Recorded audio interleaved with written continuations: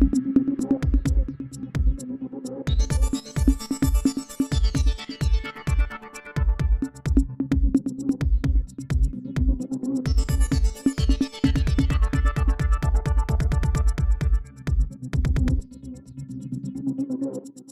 प्रदेश के जनपद हापुड़ के धौलाना विधानसभा के यूपीएसआईडीसी में इस वक्त हम मौजूद हैं और हमारे साथ जुड़ गए हैं यूपीएसआईडीसी इंडस्ट्रीज एरिया के जो कि अध्यक्ष है हमारे साथ एमजीआर दीपक शर्मा अध्यक्ष है उनके एमजीआर इंडस्ट्रीज के। हम इनसे मुलाकात करने आए हैं। हम इनसे जानकारी चाहेंगे आज इन्हें मीडिया को जो बुलाया है आखिर इनका संगठन क्या काम कर रहा है यूपीएसआईडीसी में। शर्मा जी स्वागत है हमारे प्रोग्राम में। धन्यवाद, बहुत बहुत धन्यवाद आपका, आपके चैनल का। आपके चैनल के माध्यम से आज मुझे एक मौका मिला है अपने संगठन के बारे में बताने का। तो जो आप काम की बात कर रहे हैं, हमारा संगठन यहाँ पे बहुत सक्रिय है और रात दिन जो है हमारे संगठन के लोग, हमारे पदाधिकारी क्षेत्र की सेवा करते रहते हैं।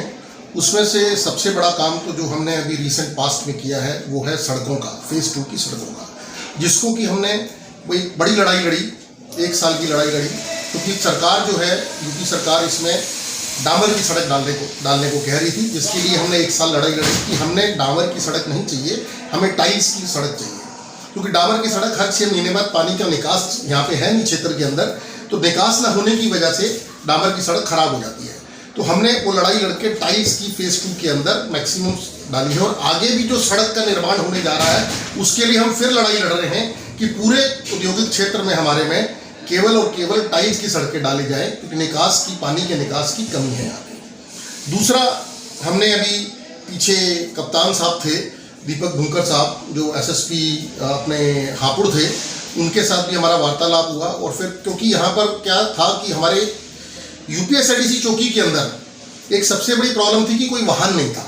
अगर कोई घटना घटित होती है तो या तो वो पर्सनल गाड़ी पे जाते थे दरोगा जी, यूपीएसआईडीसी के चौकी इंचार्ज या पुलिस। तो हमने अपने लोगों से, जो भी अपने पदाधिकारी हैं, उन्होंने अपना कंट्रीब्यूशन डाला और हमने एक बोलेरो गिफ्ट किया चौकी को, जिसके लिए बड़ा सराहनीय काम हुआ पुलिस के द्वारा। बहुत सराहनीय, हमारे प्रशंसा उन्होंने की इस बात की। और दूसरा, हमने अभी एक और मुद्दा था कि यूपी के अंदर सबसे बड़ा औद्योगिक क्षेत्र 1800 फैक्ट्रीज है यहाँ पे, और यहाँ पे फायर ब्रिगेड स्टेशन नहीं है। तमाम एसोसिएशंस इस बात के लिए पिछले कई सालों से लड़ी जा रही है कि यहाँ पर एक फायर स्टेशन हो, फायर टेंडर्स हो, क्योंकि केमिकल्स की फैक्ट्रियाँ ज़्यादा हैं, जिसमें हर वर्ष मेरे ख्याल से 5 से 6-7 गर्मियों में आग लगनी ही लगनी है, फायर होनी ही होनी है। तो उसके लिए क्या होता है कि पिलखवा से गाड़ी आती है, 45 मिनट में हापुड़ पिलखवा से गाड़ियाँ आती हैं, तब तक जो है फायर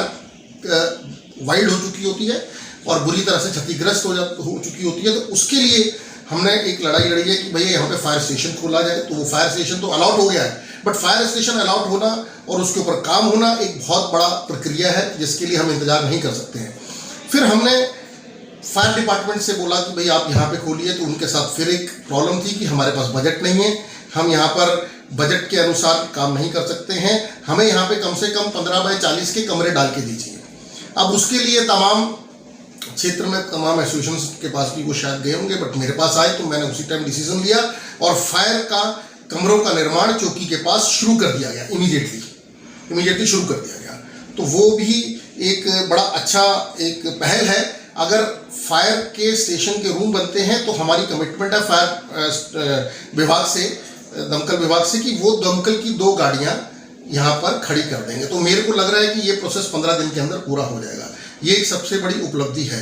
बाकी तो रोज़मर्रा की जो समस्याएं हैं, फायर एनओसी से लेके या जीएसटी वालों का जो कहर है, उसको भी हमने कम किया है अपने क्षेत्र के अंदर। पहले क्या होता था कि किसी का गोडाउन सामने है, मैन्युफैक्चरिंग उसके सामने है, इन बिटवीन सड़क के बीच में ही जीएसटी वाले गाड़ी पकड़ लेते थे। हमने इसके ऊपर भी अभियान चलाया, बहुत गहन अभियान चलाया। हमने 50-100 लोग गए, जीएसटी कमिश्नर से मिले, तो उन्होंने हमें ये बोला कि भाई कोई भी गाड़ी अंदर नहीं आएगी, गाड़ी बाहर खड़ी। ये भी हमारी एक जीत है। तो इसी तरह तमाम कार्य हम करते चले जा रहे हैं अपने क्षेत्रवासियों के लिए, और उसके मैं बहुत आभारी हूँ अपनी टीम का, अपने टीम के सदस्यों का, जो कि मेरे साथ हमेशा खड़े रहते हैं हर वक्त हर समय। जैसे कि शर्मा जी, अभी आपका भी मेन मुद्दा क्या है, अभी क्या काम चल रहा है आप लोगों का इंडस्ट्रियल एरिया का, आपके संगठन का, इसके बारे में तो हमारे चैनल में बताइए। देखिए जी, हमारा दूसरा क्या है, जो पार्क की व्यवस्था है, पार्क की व्यवस्था बहुत खराब है, यहाँ पे पानी भरा पड़ा है। जिला पंचायत जो है वो वहाँ पे हमसे टैक्स ले रहा है और हम यूपीएसआईडीसी को भी लीज रेंट दे रहे हैं।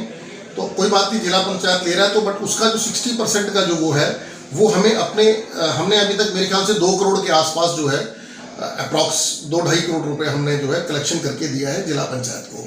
तो हम चाह रहे हैं जिला पंचायत जो उसमें से 1 करोड़ रुपया जो है हमारे इंडस्ट्रियल एरिया में लगाए। तो हमारा सबसे बड़ा जो थ्रस्ट है कि वो इंडस्ट्रियल एरिया के अंदर जो है ये 1 करोड़ रुपए लगे, पार्क ठीक हो, व्यवस्था ठीक हो, जो झाड़ियाँ हैं उनको कटाया जाए, निकास प्रॉपर किया जाए, जो भी हम कार्य उनसे करवा सकते हैं वो कार्य करवाएंगे हम उनसे। और दूसरा जो अपना ये बिजली का था, क्योंकि बिजली यहाँ पे सन 2004 में आई थी, 2002 में मेरे इंडस्ट्रियल एरिया 4 में, तब से जो पोल्स हैं, वायर्स हैं, उनकी जो कैपेसिटी है वो डेड हो चुकी है, वो ओवर पीरियड हो चुका है, तो वो तार गिरने और टूटने की समस्याएं आ रही हैं। तो उसके लिए भी हमने पहल की। अभी एससी साहब, सुपरिटेंडेंट इंजीनियर साहब को बुलाया था हमने, उनके साथ एक बैठक की थी और उन्होंने एश्योरेंस दिया था कि 16 करोड़ रुपए पास हो चुका है और वो पूरे इंडस्ट्रियल एरिया के अंदर सब वायर्स और सारे पोल्स को चेंज करने जा रहा है।